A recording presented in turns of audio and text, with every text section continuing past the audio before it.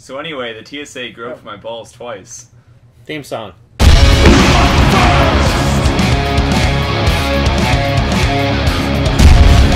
Hey, welcome to... For real? Yeah, true story. God damn it. Hey, welcome to TRIDENTCast. This is some number of TRIDENTcasts. I've run out of... I can't remember anymore. I've been doing way too much shit. That's right. And we've been just way too busy. But we're back. We're back here down in the Mohorovic discontinuity after a successful invasion of Canada. Oh yeah, we haven't done this since Canada, Oh. have we? Yeah. So often. Last time we had the Calhouns, including Andrew, on, and I know he's watching. So hey, Andrew, how's it going? Oh, the cameras are there now. I was totally looking at the screen. I can't talk. Yeah, and there's been a lot of stuff happening. A lot of it has been behind the scenes, during Canada and since Canada and stuff like that. First off, we successfully funded our Kickstarter thanks to you guys. Woo! So thank you. Woo!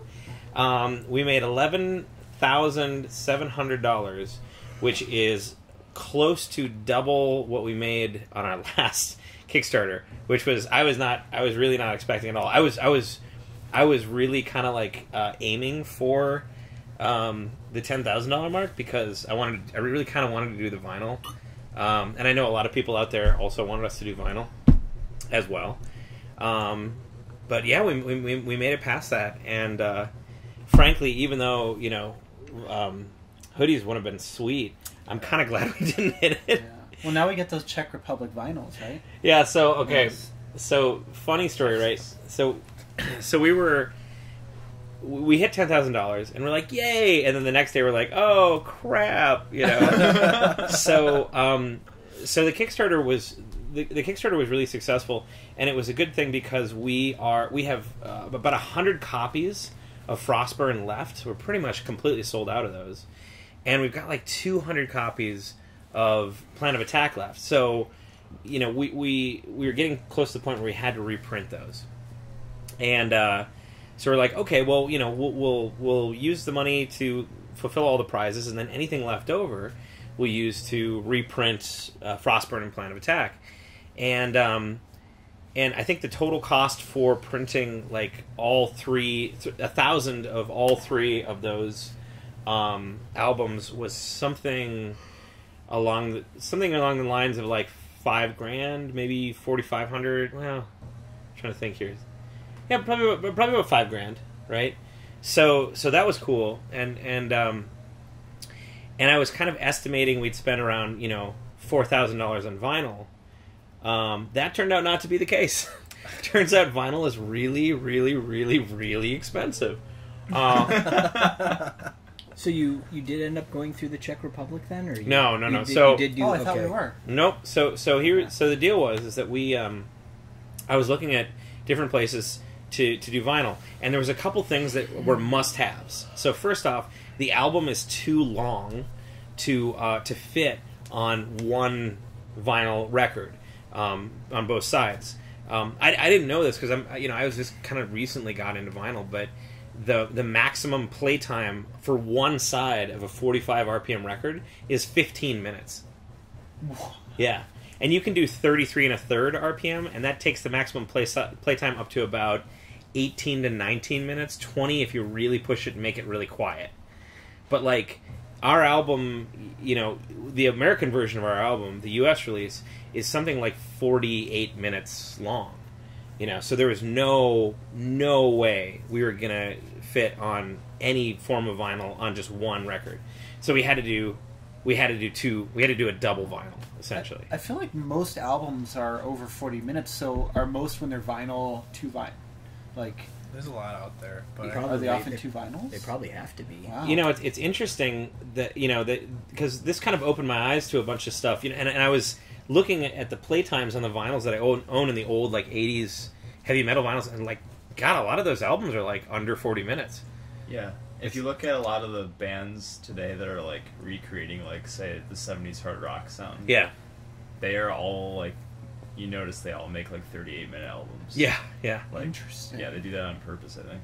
And another thing Because that'll fit on two sides of vinyl. Yep. yeah. Okay. Another interesting thing that I kind of it just kind of hit me recently was, so on a previous podcast, Aki, I had taken the Midnight vinyl of Endless Summer. Yeah, I love that album. And I got an alert from the Midnight, and they're like, new, Endless Summer vinyl, the complete edition, blah blah blah blah blah, and it was like a double disc, album, and it was on translucent vinyl and all sorts of stuff, and I'm like, whoa, and I'm like, oh, I'm gonna buy that. Wait a minute, don't I already own that? And then I went and I looked at the Endless Summer vinyl that I have. It's missing like 5 songs. Oh yeah, you told me. Yeah. Because he looked at the cost of double vinyl and was like, Does this complete one have bend?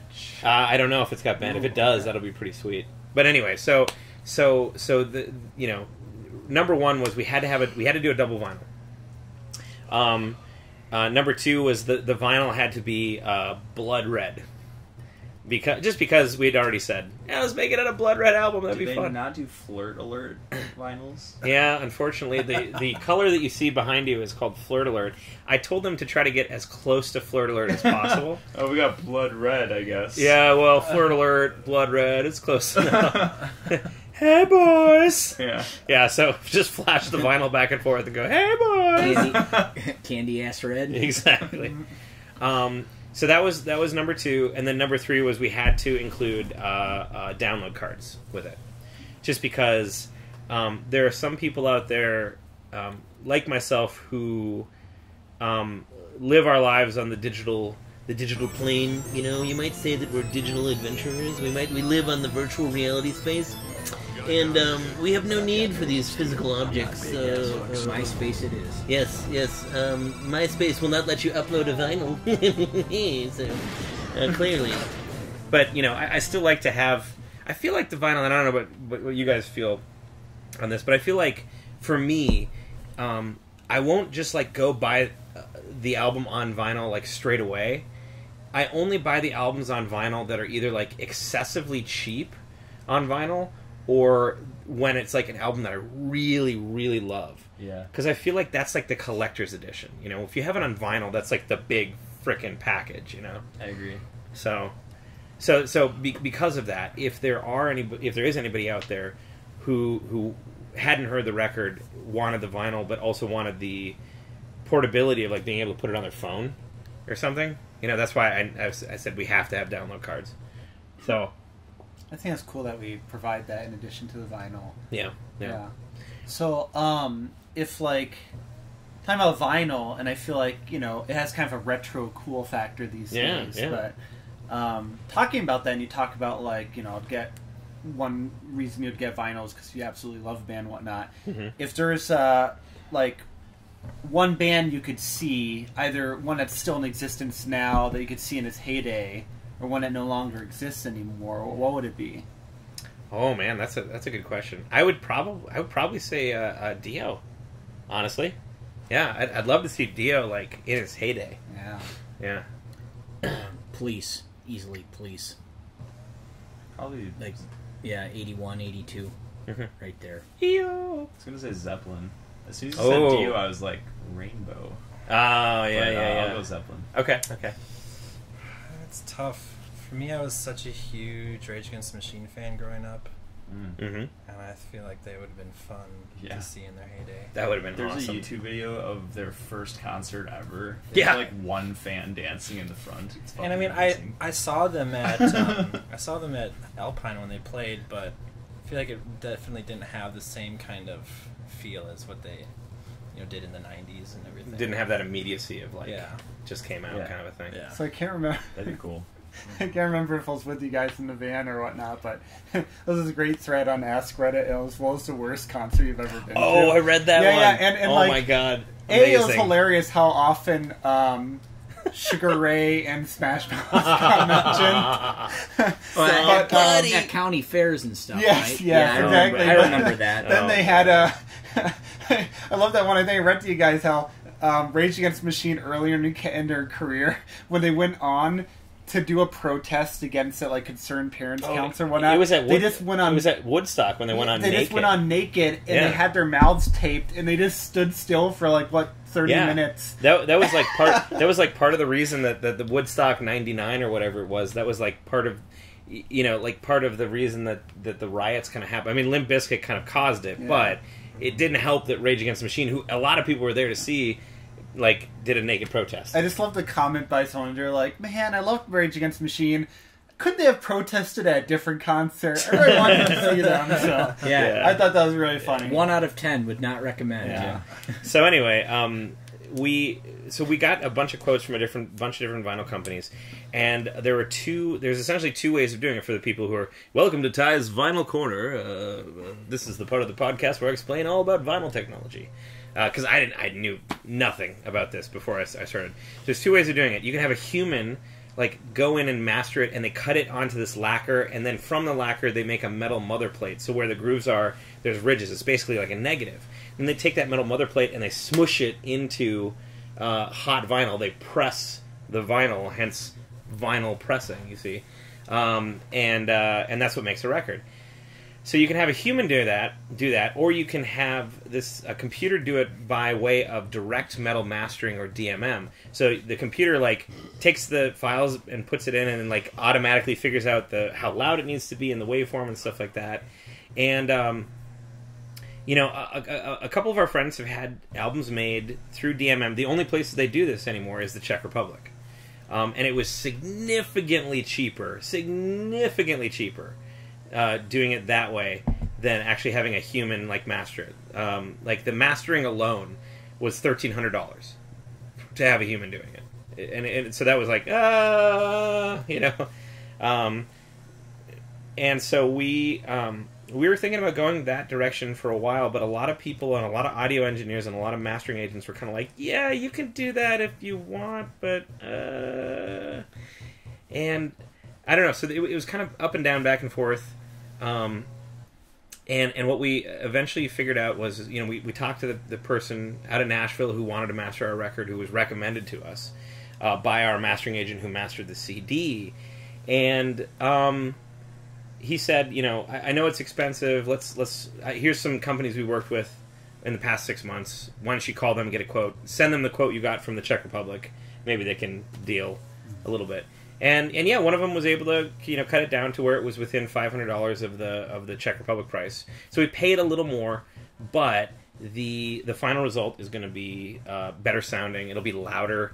It'll be better fidelity. So we kind of feel like that's the way to go. All of which will probably make us happier in the long run. And in the end, we're making 500 pieces of vinyl, or 500 albums. So in the end, it's $1 extra per album. And if that makes everybody else, who listens to it, who's like a real audiophile, happy, then I think it's worth it. So I just had this idea, since we were talking about vinyl. Yeah. It's like, what if there was like kind of like an ice cream cake type place, and they made edible vinyls, and like they'd make a vinyl, and so it would have to be relatively cheap. So if they do it for like one song, kind of like the candy Coke bottles that you bite off. Yeah, and it's these different. Yeah, exactly. There's different things like for songs, like you choose your flavors, and the different things end up being like the bass or a treble with vanilla and chocolate and little pieces of cookie dough and whatnot. Rock and Roll Road. And you play it once and then you eat it. Oh my God, Aki, you're a genius. Yeah, that's a patented design. You could stamp it into like ice cream and then freeze the ice cream and then play it on a needle. Yeah, and then you just chow down on the ice cream. Exactly. Do your market research. Right. Oh my God! Find some investors and you're on. What would be the name of it? Aki's. It would be like Listen and Eat, or like. Either way, like this could be our idea if our weed emporium doesn't work. Yeah, right. Yeah, once it gets legalized, Aki has decided we're going to start a weed emporium. Don't reveal our signature. Right. Yeah. Okay. If you want to know what our signature weed strain, thank you, strain would be for the Lords of the Trident Weed Emporium once it gets legalized, come to a show and say the secret words. Ziggy sent me. and we'll let you know. We'll let you know what the secret. I will have to give a shout out to Kenton. He is the mastermind behind this. Kenton was really, really good. Yeah, Kenton, I know he watches the podcast. He came up with a lot of really fantastic. He's a smart guy. He does all the like he does the book work in the back. Like you and I are just right doing crazy stuff. He's the guy with the little visor where I'm like, whoa, man, what's going on? And Kenton comes out. He's like, you can't sell that for $5. It needs to be at least $50. Well, okay, Kenton, what's up, man? Oh, so if man.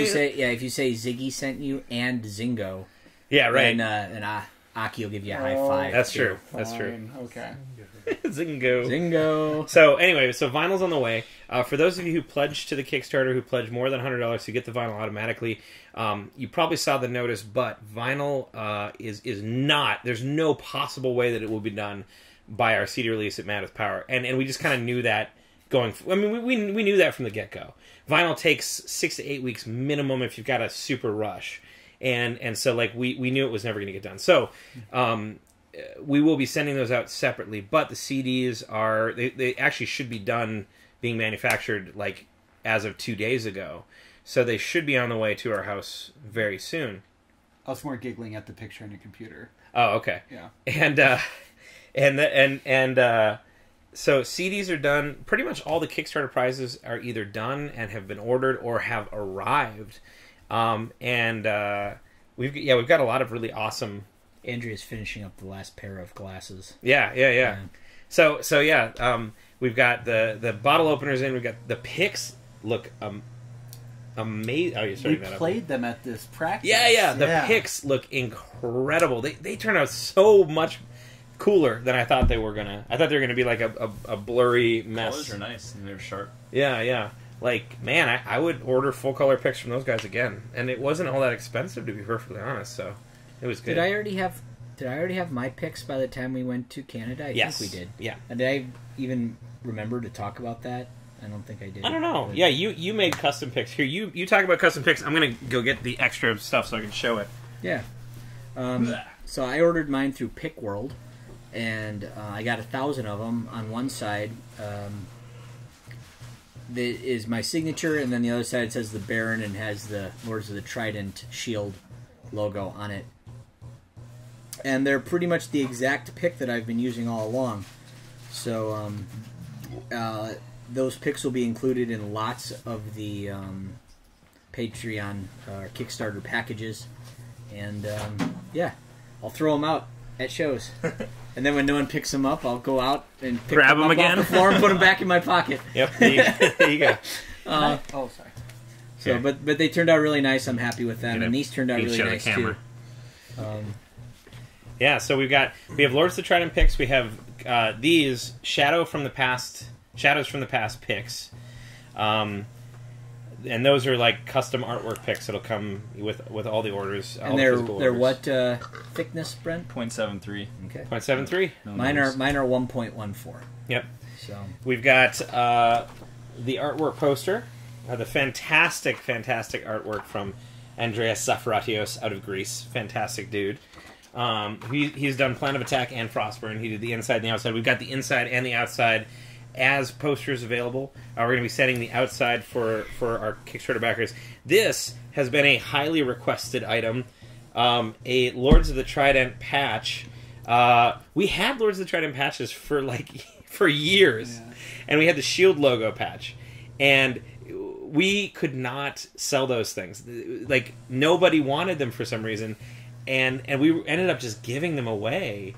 And then, of course, the second we run out of patches, literally every single person who's come to our merch booth has been like, "You guys got any patches?" We're like, "Ah!" And that's what they put on like those denim, what do you call the Ranger jackets? The Ranger jackets. Yep. So this is 7 inches by 2 inches. It's a nice big patch, die cut. It's got almost as big as Brian's hand there. And it's got iron-on backing on the back, because let's face it, you don't know how to sew. I don't know how to sew either.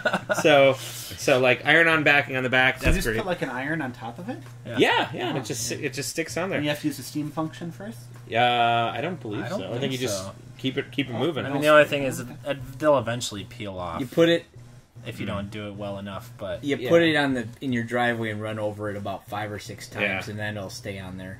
That's how you get that done. The old one had pretty thin, edges, and I put it on pretty good, and it's still stuck. It's still on there. It's been years.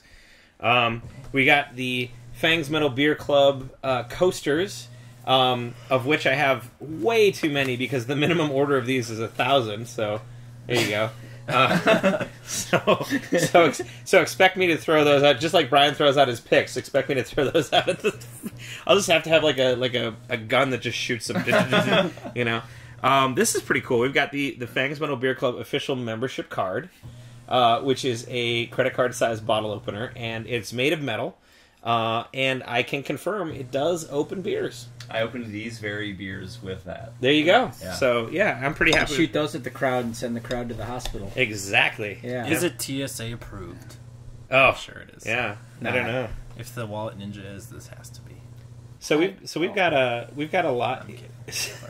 So we got a lot of cool stuff coming out. Mad with Power's coming up. We've been I don't think I drink any of it. We've just been making a lot of stuff for Mad with Power. It's been really kind of nuts. Hey Ty, what happens tomorrow? Or do you come into that later? Oh, I can do it right now. So tomorrow, by the time you watch this, it will already be out. But one of the first things that I worked on, and one of the things that I probably spent more time on this music video than just about any other music video, I want to say, maybe. By the time this comes out, you will have seen it already. Our Burn It Down music video with Brittany Slays of Unleash the Archers is going to be released tomorrow, which is Thursday the 26th of July. And Michi came. Yeah. Hey, Michi! So anyway, that's coming out tomorrow. We're really excited about it. That one took me a long time. It was all After Effects, and essentially I recreated both my face and Brittany's face out of fire. I believe, I don't know for certain, but I believe that I invented a novel way to do that. Michi, come on. Come to the podcast. Come on, be on the podcast. Yeah, she's over in the corner. She has not camera actually shy. made a podcast appearance I don't yet. think so. Yeah, I think she's. I think yeah, you can feel, if we just, hear her in the videos, but she rarely appears. I think if we just stay still, she'll probably just eventually come. Yep, there we go. There we go. She likes me. She likes you. So yeah, this is a novel. I think this is a novel way of turning faces into fire in After Effects. I did some coding for it and stuff like that. So I really hammered pretty hard on this music video. I'm very excited about how it turned out, and I guess Michi is very excited about how it turned out as well because she can't wait to see it. All bonds. Yeah, she's all up on. What do you guys think of it? It's great. I think it's awesome. Yeah, sweet. Base Vortex. Mm-hmm. Yeah, basically. Yep. I feel like you found a way to make even the instrumental sections interesting, because for a lyric video sometimes it's they don't show anything. Yeah. But this way it's kind of cool how you did a fire version of our guitar solos and whatnot. That's cool. I think if you watch the Winds of the Storm lyric video and you watch this lyric video, it becomes pretty clear of how I really detest lyric videos. Honest to God, I think they're some of the most boring things.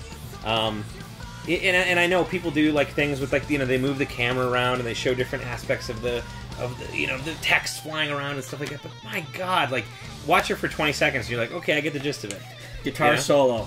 Deal with it and suffer until the chorus comes back. And they do nothing. They do nothing during the solos.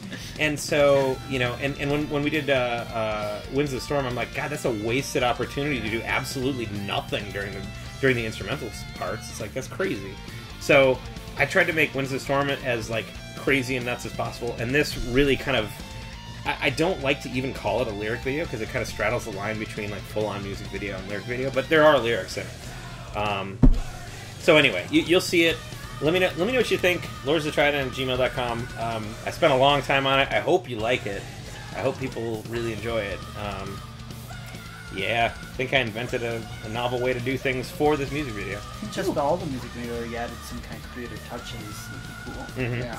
Yeah, we've got 4 music videos finished right now. We've got, and I will announce what they are on this podcast. Oh, people have been asking.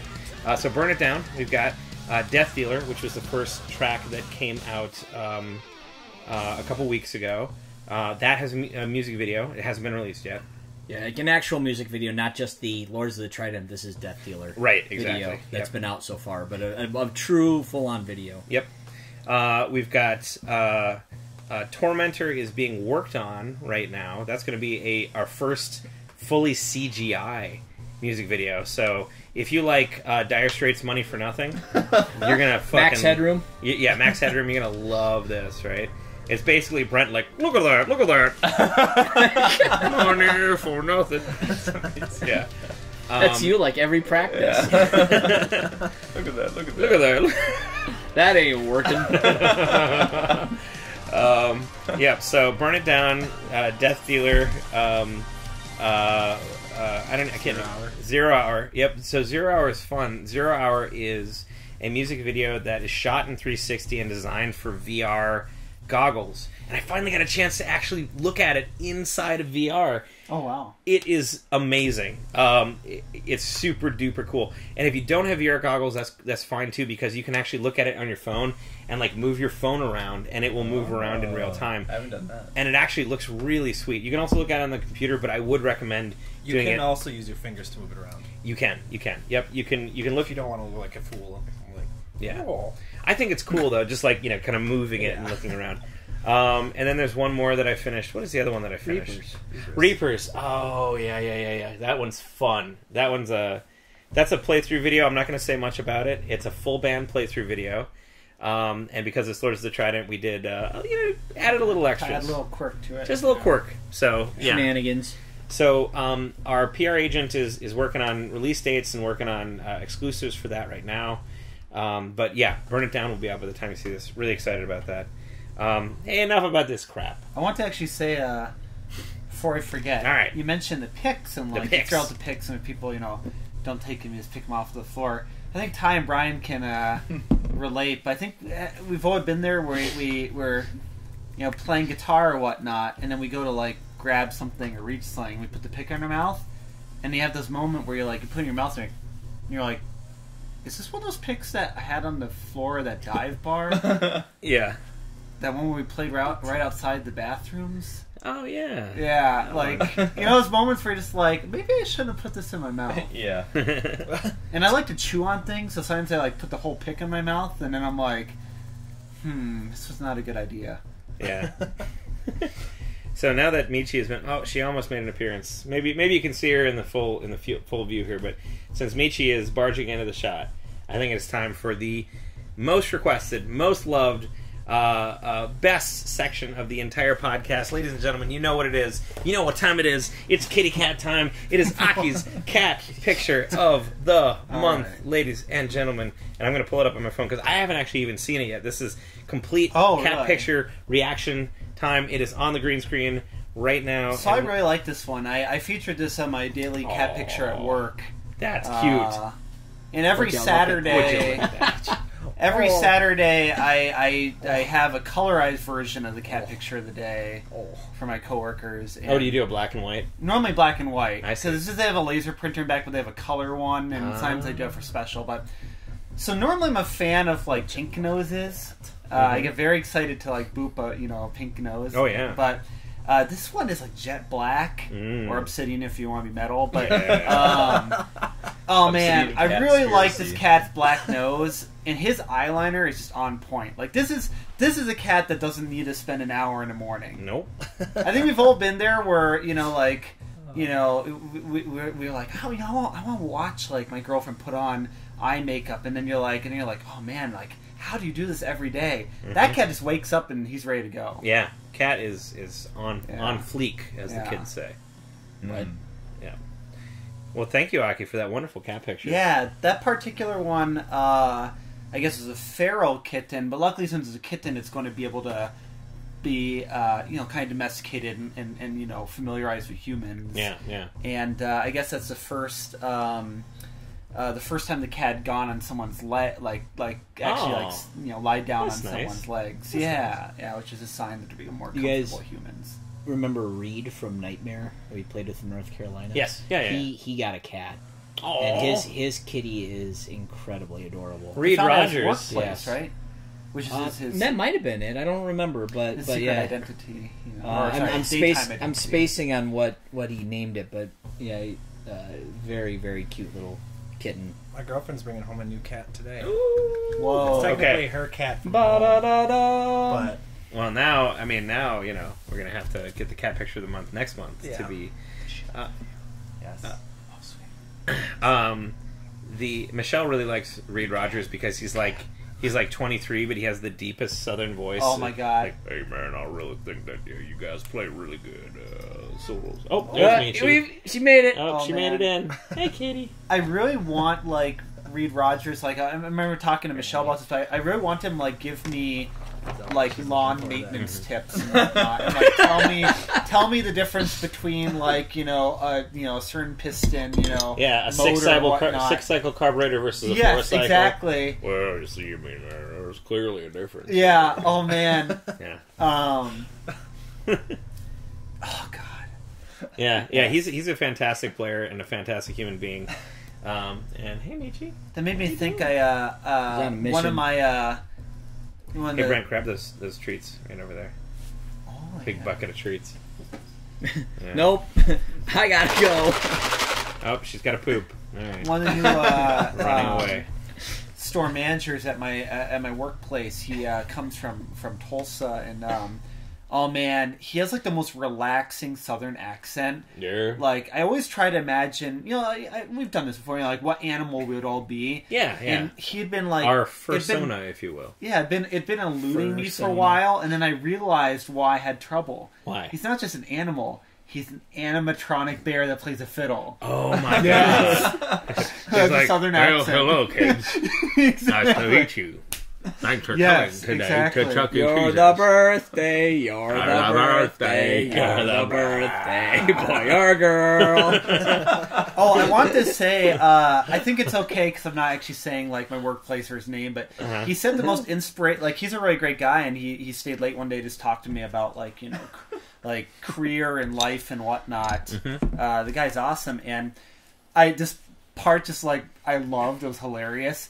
He was like talking to me about like having work, but also like pursuing your passions. Yeah. And he's like, yeah, man, this is why I do this. You to mentor the next generation of people, and you gotta make sure you gotta take enough time, so you gotta appreciate the other things in life. Now, my passion outside his work is flipping houses. And I was just like, Whoa. it's hard to say it with a straight face, but I just love Flipping that. houses. I just love how he's just like flipping houses, and I'm like, Huh. okay. So he's got like a HGC television show, He works during the day, and then he's like, "Hey, welcome. I imagine This that's is, something you must have like a decent Southern amount. House Flip. Right. This is Flapjack Flip with Flip McGee or Flip McGillicuddy. I think it'd be really funny if like he bought houses where murders occurred, and he's just like, now we're just going to put some paint The old over flip all flop, of flippity this. flap. Well, this house had a problem because it had a real bunch of bloodstains on the floor. So all we did is we stained that floor nice and red, so nobody A nice ever cherry, know. a nice cherry coat. Now it's cherry finish. And the one nice thing with the lead-based paint is it covers up the blood even better. the lead-based paint. I imagine you must have to have like a fair amount of money to flip houses. Well, right? you got to invest into it, Right. and I suppose there's probably an initial investment, and then once you flip that first house, then you kind of run off. That's money. a good point. But Yeah. I Well, just and thought it was hilarious. Oh, sorry. And have all the inside construction skills and drywalling Right. drywalling and finishing and Which hey, we do now. Look at this Right. room. I just want to say, I just thought it was a hilarious passion. Like the guy's awesome. I just thought it was funny. Yeah. Speaking of, I have a funny story that I think I've told most of you guys maybe. But speaking of staining the floor to get rid of the bloodstains, not last week but the week before, I decided to stain my deck, and oh my gosh, that's not a euphemism for something. He was really like staining. And I've his never done deck it before. outside the kitchen. We bought this house 5 years ago, and the deck probably hasn't had any love in like 8 to 10 years, so it really needed some work. And I'm like, all right, I'm just going to do it. I'm just going to sand my deck. So I went and I bought a pressure washer at Home Depot. But before I did that, I watched a bunch of YouTube videos. So like just like this room, Oh boy. When we did this room, we watched a bunch of YouTube videos. And the one thing that I definitely didn't know how to do was to put in carpet. And Brian remembers, one of the most helpful YouTube videos when putting in the carpet was from this Australian handyman company. He's like, all right, so first you need a kicker. Right? Get your kicker and put it on the carpet and kick that carpet. And so the whole time, we're putting in this carpet, I'm like, Brian, did you bring the kicker? Do you have the kicker, Brian? Where's the kicker for the carpet? The kicker. The kicker. Yeah, It's like a staple thing? No, it's a device that you put it. Yeah, you put it on the edge, and it helps you stretch the carpet toward the wall. Yeah, so that you don't. So that the carpet as it goes is flat and not like and like bubbles, exactly. Yeah. So and I can't do an Australian accent all that great, but I was watching a bunch of YouTube videos, and I kind of had them playing in the background while I was like doing other things, and I just had it on autoplay. And of course, one of the videos that came up like after 8 or 9 videos, and I had my headphones on, was from Sydney handyman here, right? Now I got a problem.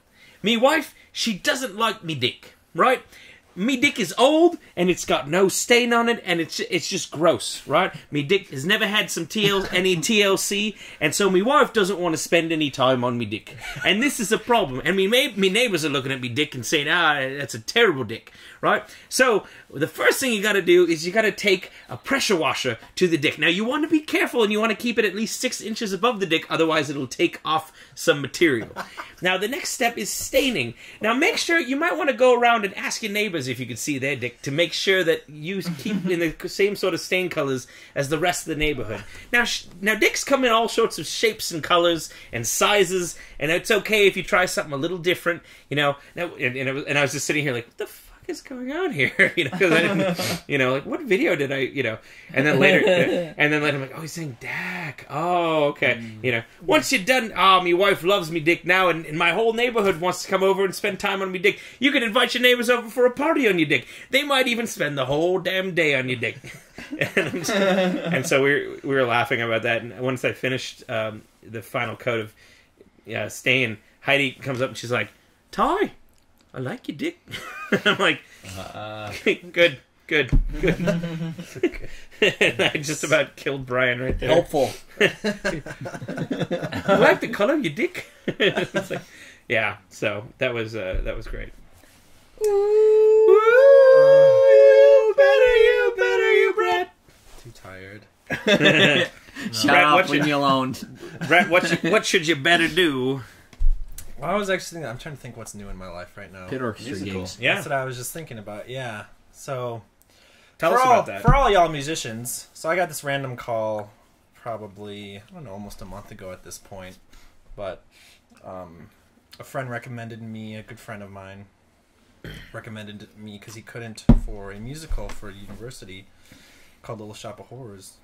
And it's super fun. I haven't played musicals in forever. So, I mean, one thing that was nice is that, not been doing it for a while. I mean, I got my degree in music, so, I mean, I did that kind of stuff, reading music all the time. But it's important to keep up those chops, those reading chops, the ability to just, like, be able to sit down and read through a book.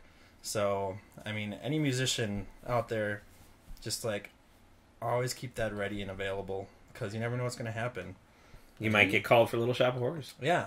But it's been super fun. The last weekend is this weekend for four more shows. So I saw it. I would recommend it if you're in the Madison area. Get a ticket. It's awesome. So weird question. As a drummer, so what are you doing in the musical? Just He's playing the drums. Playing drums in a pit. So, like, it's the pit orchestra. Okay. It's comprised of drums, piano player, which is also the conductor, keys too, which is all like the synth stuff, bass and guitar. I see. And you have like a regular drum kit? Yeah, I have a drum kit, and then there's like, I have congas next to me, and then a bell set, some like wind chimes, a triangle, all the auxiliary stuff. To actually do it properly, you need like 2 more percussionists to do everything. Mm-hmm. And I take it when musical, like, you're strict, like, it's not like as much open to your interpretation. You have like something specifically you need to play. For some of it, but like a lot of this is like rock groove. Okay. So like you could read what's on the page, but it'd be super lame. So it's a lot of like listening to the tracks and kind of interpreting what is going to fit well. So I mean that's what helps like being in a band, being able to play a drum set, knowing how to like groove and understand how fills and everything fit in with stuff. And that's one of the things the director liked. She's like, well, I'm glad that you actually play in bands and stuff because you understand how like the feel is gonna affect this stuff. But it is also written out. It is. So that if you have a 15-year-old, freshman in high school who's got to play the kit part for this, there's something he can read and figure out what to do. Right. So, but just the biggest thing, like I had kind of hung up my like reading chops for a while because I was doing this and playing in cover bands. I wasn't really reading music, so I was like, I'm not gonna have to worry about that for a while. But then all of a sudden you get a call, you're like, oh, well, I got nothing going on, so might as well do it. So yeah, just always remember that something will pop up at some point, and stay good at what you do. Yeah. When you're in a school for music, do the instructors ever to test your creativity? They'll like in a sheet music throw some intentional erroneous notes,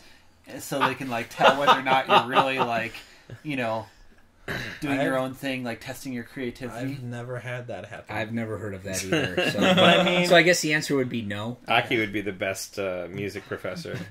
But I see you like this. They have you do random sight reading sometimes, like in a lesson. They'll like throw some sheet music in front of you, like, okay, read this.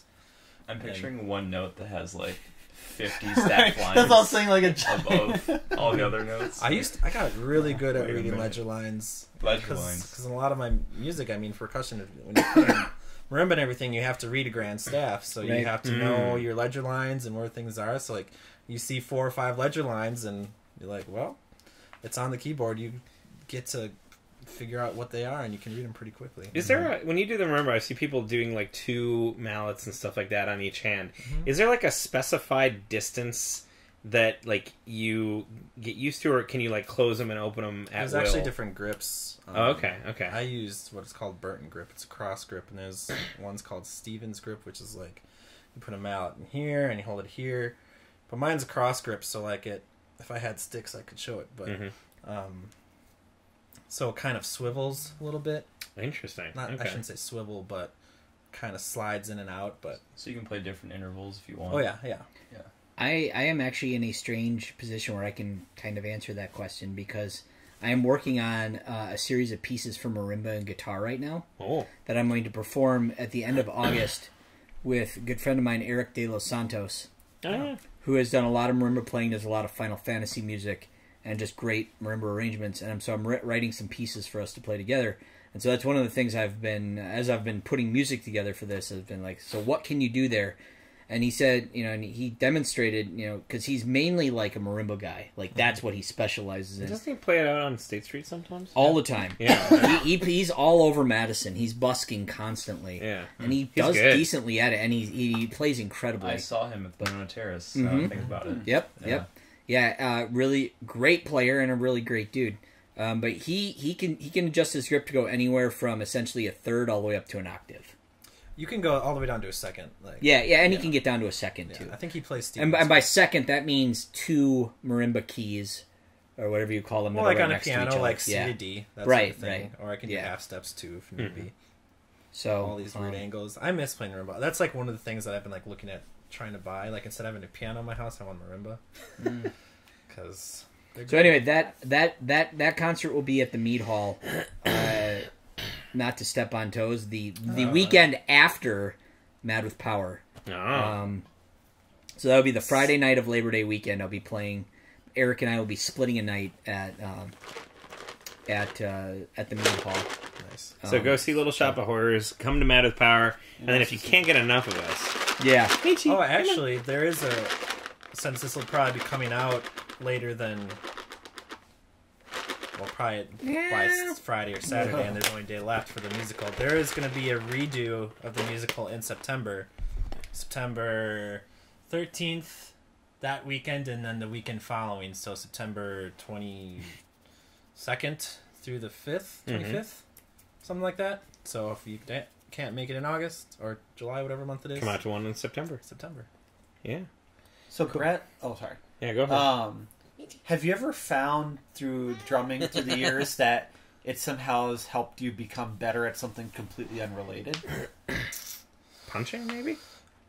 Like, have you ever been like, man, I've never been able to hit a hammer on a nail 2 times in a row, but now I'm just... It makes me good at the like Yeah. I like at Dave and Buster's, the arcade games that are like timed. Oh, yeah. So there's the ones where like it's just a big wheel and the light goes around, you have to hit it and you get 1,000 points. Yeah. The ones at Dave and Buster's are shitty and I can't get it. But there's this place in Schaumburg called like Fun Zone, or I can't remember what it's called. Uh-huh.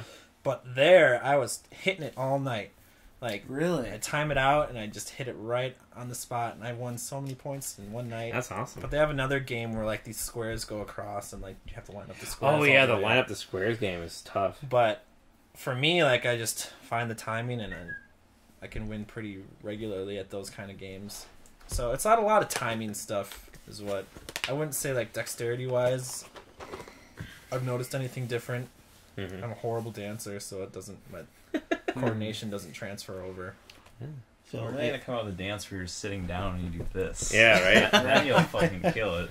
Yeah. So I hate to say this, I got to go here pretty quick. Okay. But I actually have a surprise for everybody Surprise! that I'm going to go get right now. Oh my and God. I'm going to play for all of you on podcast. So I'll be back in Oh, 1 no. minute. So Okay. While he does that, I'm going to go through some of the things that we got coming up, or just happened. I just came back from Metal Brocation. Metal Brocation is the yearly celebration of nothing, and it's a yearly little vacation that I go on with Michelle and with some of our other friends. And the nice thing about Metal Brocation is that I don't plan any of it, because I plan everything all the time. And because of that, I specifically say I don't want to be involved in any of the planning whatsoever. So I don't know where we're going. So all I know is Thursday I needed to pack a bag, and we're going to be gone for like 3 days. So I had no idea where we were going. Turns out we went to a little cabin down in Galena, Illinois, which is like the Door County of Illinois. And gosh darn it, we just had a fun time. It was on a private lake. We got a cabin on a private lake, and we like drank beer and ate cheese the entire weekend. It was fantastic. It looks pretty amazing. Speaking of beer, while we were at that private cabin in Galena, we shot 7 episodes of Fang's Metal Beer Club. Oh, Whoa. wow. So, actually, it might have been more than 7. I don't even remember. I was really drunk. So expect some really fun, really drunk Fang's Metal Beer Club coming at you very soon with a bunch of special guests. So that's coming out very soon. And I guess the last thing before Brian plays his amazing song here. Hey, everybody, raise your hands if you're now endorsed by SKB Cases.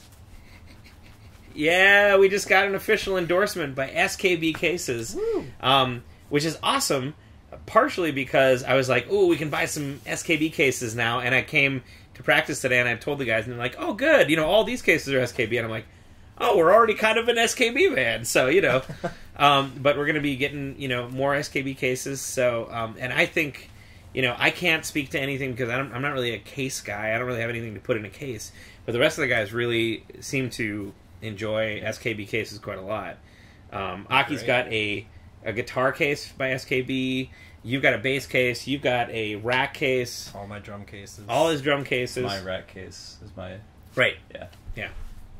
I'm glad that we don't have to fake being enthusiastic about something. I know. We actually do. That would be very fun being like, guys, we just got an endorsement. We need to buy their stuff. Yeah. So we just got endorsed by Cold Cock Whiskey. Cock 'em. Yeah, cock 'em. All right. So anyway, that's exciting news. We're going to be doing some stuff with SKB. We're going to be making a video or two about SKB, and stuff's happening. Mad with Power. If you haven't got your ticket, by now you missed the early bird special, but there are still tickets available. We're about a third sold out of tickets, so there are still plenty of tickets available. There will be tickets at the door. Mark your calendars, August 25th. Please come to the Mad with Power. I've been working on this for a year. It's our 10-year anniversary. It's our CD release party. Like, what more do I have to give you? I've got free play, arcade games, and pinball. Please, God, come to Mad with Power. I'm so excited about this. I need you all to be there. We really may do. even talk to you. We might just say Ziggy sent me, man. Yeah. All right, show me your stuff. Yeah. Ah. Yes.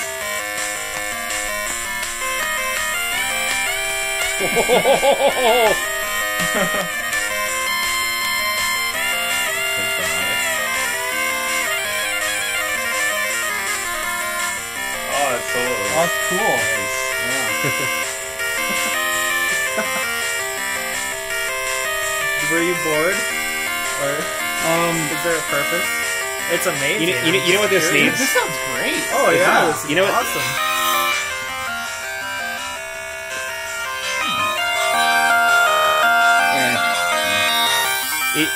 If I could make one suggestion, what this really needs during the verse is the Mega Man.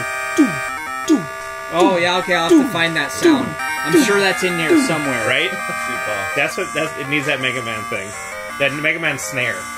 Yeah, right now for my drums, I'm using the Boutique 808. So, but yeah, the doom is okay. I'll have to. Yeah. Can you skip? Well, you don't have to skip, but Did you do the whole song? No, I did not. Oh, There's only a little bit left. okay. This is an awesome drawing, though. Yeah, I didn't know what to this is expect. amazing.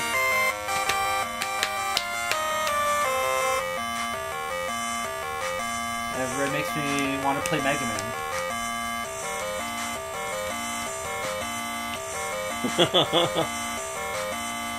Yay! Oh my gosh, that's amazing. So So good. So good. I wanted to hear Aki's like diddle in the last chorus. That's Diddle? my favorite part. The It's like diddle.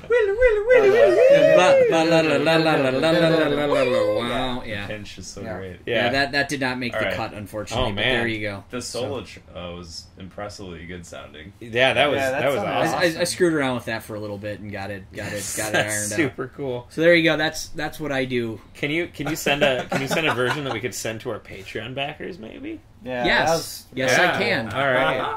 Well, here's another reason to get on the Patreon. And by the way, thank you everybody out there. I know mostly Patreon backers watch the TRIDENTcast, but if you're not on the Patreon, get on the Patreon. Patreon.com/Swords Is that of the trying to Trident. say stop smoking the crack? Yeah, that meth stop. pipe down. Put that meth pipe down and get on that Patreon. You know, why spend $8 a month on meth when you could spend $8 a month on?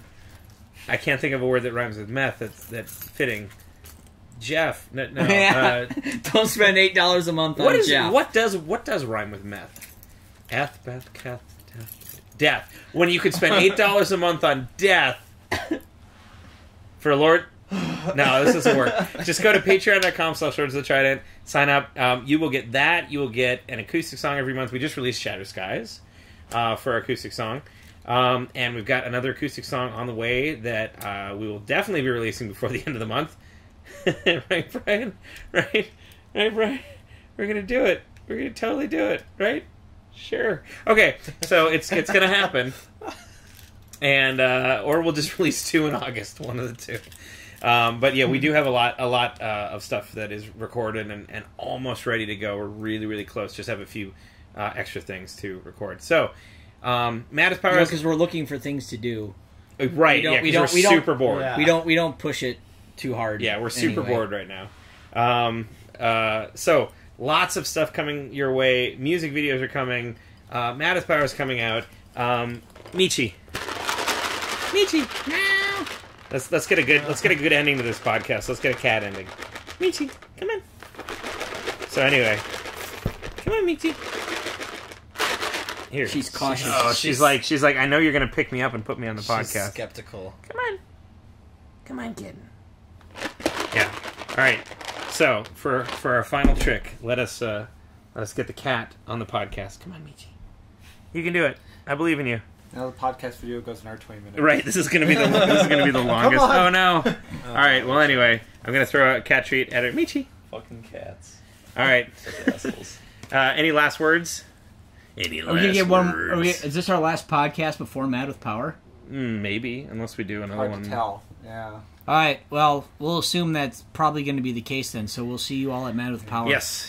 We'll see you at Mad with Power, madwithpowerfest.com. Buy your tickets, and good night.